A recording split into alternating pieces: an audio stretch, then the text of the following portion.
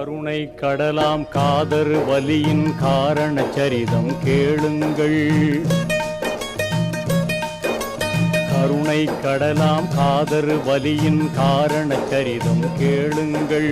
அருமை நாதர் ஷாஹுல் ஹமீதொலி அற்புத சரிதம் கேளுங்கள்.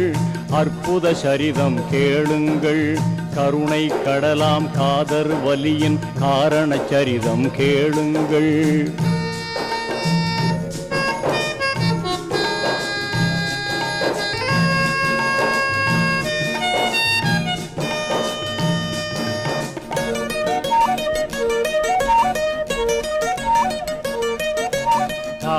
நபியின் 23ஆம் தலைமுறை வழியில் வந்தவராம்.